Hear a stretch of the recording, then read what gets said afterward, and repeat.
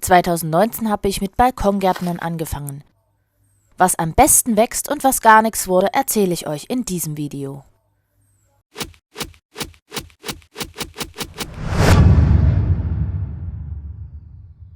Du kannst jetzt helfen, und zwar machst du viele kleine Löcher mit dem Finger rein und dann kommt in jedes Loch ein Kern rein. Genau, dort noch ein Loch. Im Frühjahr haben wir gemeinsam Samen ausgesät. Mein Sohn hat fleißig geholfen. Und dann machen wir die Löcher zu, damit die Kerne in Ruhe keimen können. Hier unsere Pflanzen, die haben getrieben. Siehst du das? Das sind die Paprikakerne, ne? 2019 haben wir die Samen ohne Vorkeimen in die Erde gesät und 2020 haben wir sie vorgekeimt. Es macht eigentlich kaum einen Unterschied. Immer öfter finde ich in frischem Gemüse und Obst Kerne, die bereits angefangen haben zu keimen. Auch in dieser Paprika und in dieser Tomate. Gruselig. Fürs Anzüchten nehme ich Upcycling-Pflanzschalen aus Lebensmittelboxen. Die Suppenbehälter vom Asia-Imbiss eignen sich hervorragend, wenn man in den einen Behälter Löcher reinsticht und den anderen darunter stellt.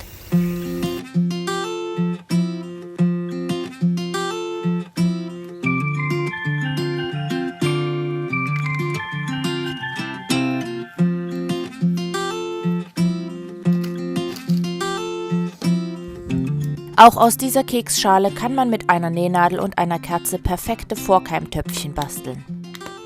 Da sind Löcher.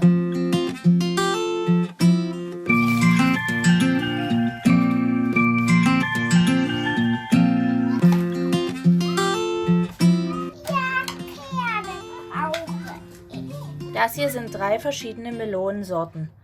Einmal Wassermelone, einmal Gaia-Melone, glaube ich, oder sogar Kürbis, weiß ich nicht. Und das ist noch Honigmelone. So, hier können noch 2 rein. Und wir pflanzen auch Melonen- und Kürbiskerne, Mit ein Stückchen Abstand. So, von denen aber leider nur die Kürbiskerne keimten. und der noch. So, super.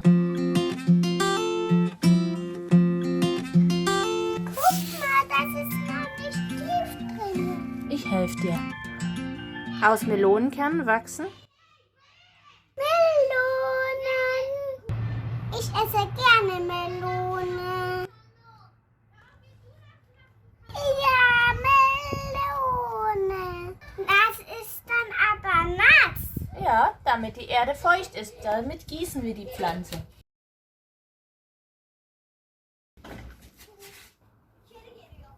Vorsichtig. Jetzt reicht es. Und da rein, genau. Super machst du das. Das sind Kürbiskerne. Die kannst du jetzt da reinstecken. Die Erde ist sehr trocken. Verbundene Gefäße stehen gleich hoch. Das wirst du später in Physik noch lernen.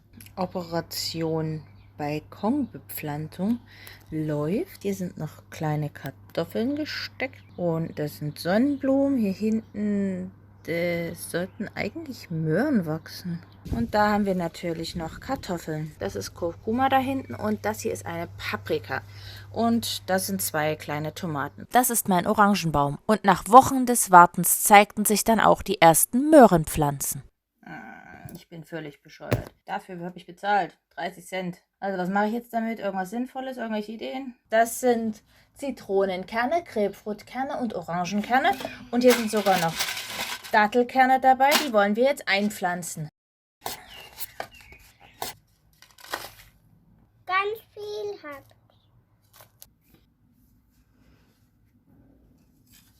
Und du suchst die schönen großen raus, ne? Super machst du das. Und schau mal, das passt hier perfekt rein. Ein bisschen. Machst du da Löcher rein? Super, genau. Und der andere Topf, der braucht auch noch Wasser. Operation Balkonbegrünung läuft. Das ist Salat. Es ist Anfang Juli. Die Möhren haben sich auf jeden Fall prächtig entwickelt. Die Frage ist, ob da tatsächlich unten was dran ist. Das kann ich natürlich jetzt noch nicht sagen, ne? Und das sind die Kartoffeln, die als erstes getrieben haben. Die kann ich bald mal ernten. Hier hinten sind meine beiden Orangenbäume und die Paprika und da hinten Kurkuma. Ja, und das hier ist der Salat. Der sieht echt schlimm aus. Dann kam der Mehltau. Dann habe ich den mit einer Mischung aus Milch und Natron eingespritzt. Das hat aber nicht wirklich was gebracht. Der Mehltau kam wieder und es wurde immer welker und dann kam die Trockenheit. Ich werde den einfach heute mal ernten. Wir schauen mal, wie er innen drin aussieht.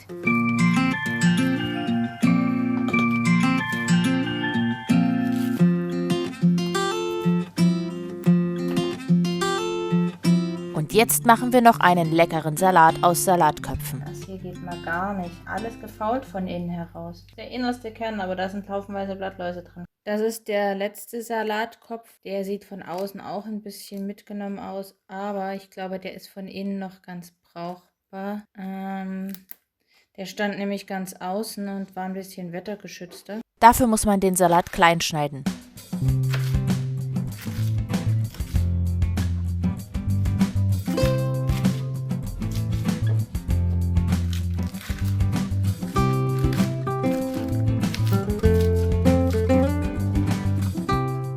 Anschließend Zitronensaft, Öl, Salz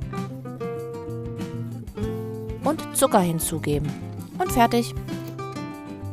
Noch mehr leckere und schnelle Salatrezepte gibt es demnächst hier auf diesem Kanal. Ihr könnt also gerne ein Abo dalassen, um nichts zu verpassen. Im Garten sieht es unterdessen so aus. Wenn ihr den Bachlauf noch nicht kennt, schaut euch unbedingt mal dieses Video hier an, was ich euch da oben und hier unten in der Videobeschreibung verlinkt habe.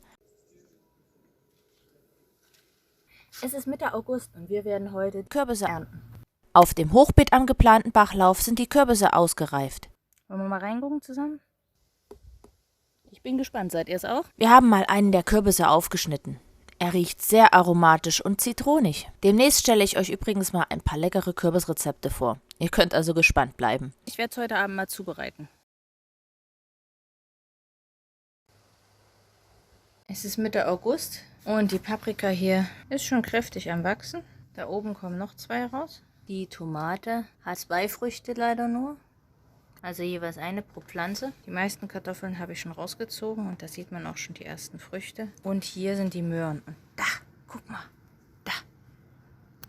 Da sieht man sie schon. Also da ist tatsächlich was gewachsen. Die ernte ich dann im September. Im Garten sieht es unterdessen so aus.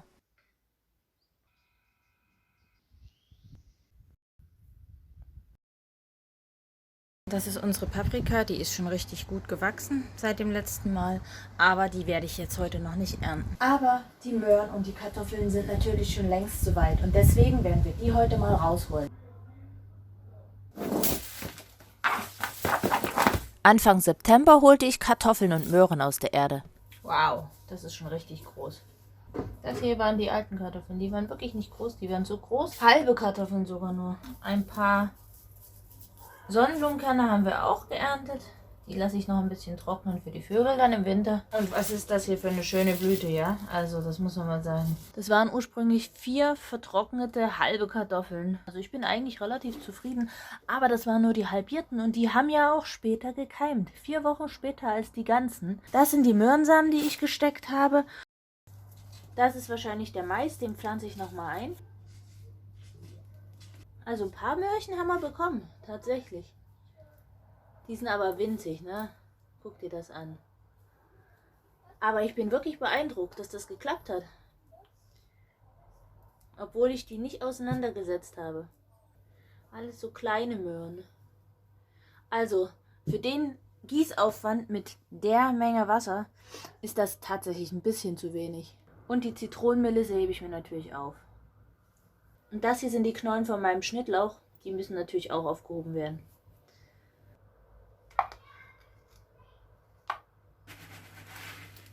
Was ich hier mit diesem Kasten auf jeden Fall noch probieren möchte, ist, ein paar Traubenkerne von unserer diesjährigen Ernte zu stecken.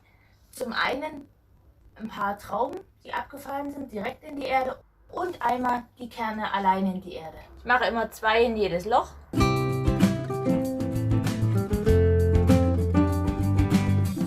Und auch die Schnittlauchknollen pflanze ich wieder ein.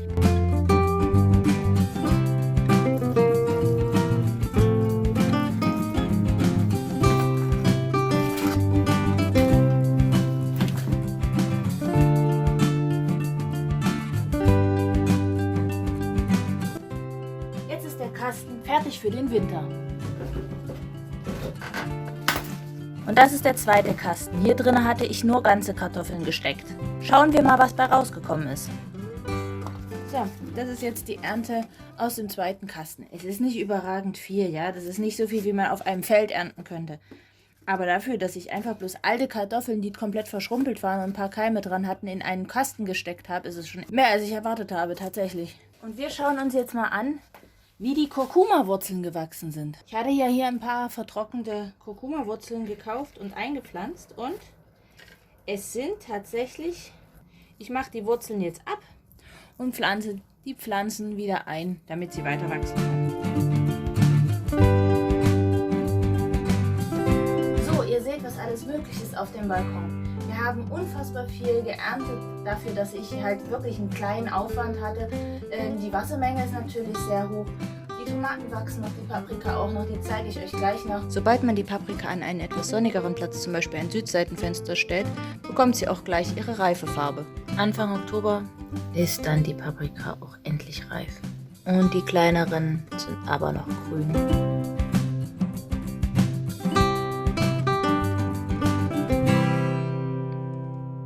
Und wir werden natürlich auch im Auge behalten, was aus den Weinpflanzen wird, die ich gerade eben gesteckt habe.